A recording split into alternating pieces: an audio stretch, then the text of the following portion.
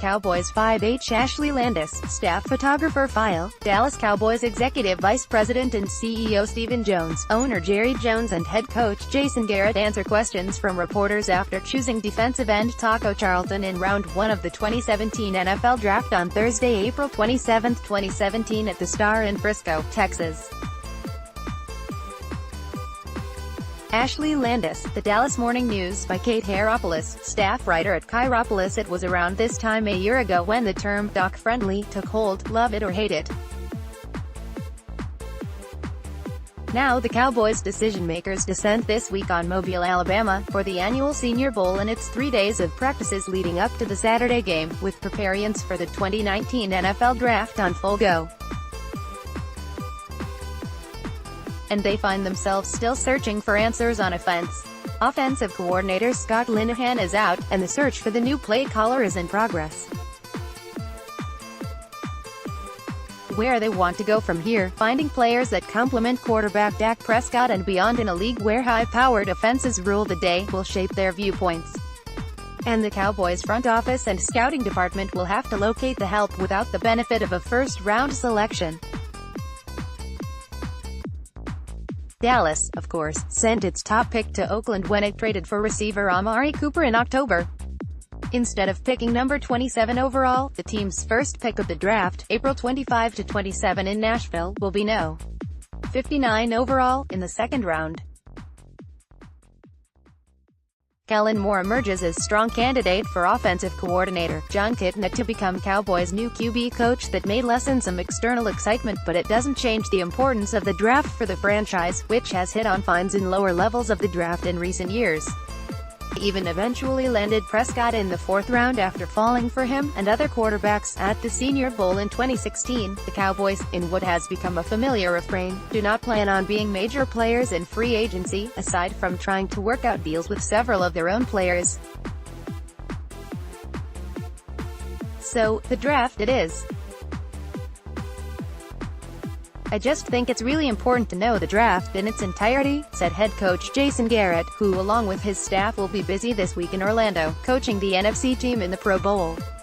We have a lot of people in our personnel department who are working really hard on that. And we as coaches in the next couple of weeks will start diving into that as well. So yeah, I just think you have to be careful saying that we don't pick until this number in the second round and we don't have to worry about the top guys. You go through the process. You know the draft top to bottom. Garrett pointed out that the team ended up using some of its scouting on Cooper ahead of the 2015 draft when it made the decision to trade for him.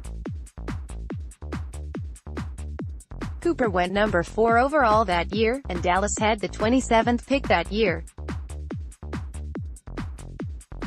Part of the reason the Cowboys gave up the first-round pick for Cooper was because they figured they would have had to use it on a receiver, anyway. Unlike the prospects coming out, Cooper had already proved himself in the league and is still young at 24, though he will cost more as the sides try to work out a long-term deal.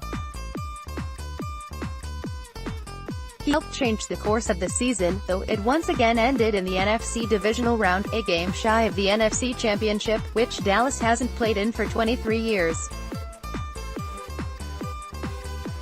So how can the Cowboys go about strengthening the roster around Cooper and Prescott and the new OC and get over that hump? 5 possible candidates to be the Dallas Cowboys' next offensive coordinator. Dallas could target tight ends in this year's draft. The retirement of 15-year veteran Jason Witten didn't become certain until the draft was already underway a year ago. The club has known for some time it needed to start looking to the future. Even with the success, particularly late in the season, of second-year tight end Blake Jarwin and rookie Dalton Schultz, whom the team drafted in the 2018 4th round, the Cowboys could use an injection of talent at the position. Elsewhere on offense, the Cowboys could also again look at receiver. Along with Cooper, the Cowboys have a promising outside threat in Michael Gallup, whom they drafted in the 3rd round a year ago. But veteran slot receiver Cole Beasley is set to become an unrestricted free agent, and receiver return man Tavon Austin's contract is also expiring. They could need to reload. The Cowboys could also look for a running back. Sure, Ezekiel Elliott is going to get his deserved hefty workload, but a shifty back who can catch passes out of the backfield could also enhance the offense. None of this is to say that Dallas will ignore defense, where it's invested heavily in recent drafts, and the benefits were on display much of the season. Safety continues to be a need after the team did not draft at the position a year ago. A defense can also never have too many promising pass rushers or defensive linemen. The Cowboys will start by exploring all their options in Alabama.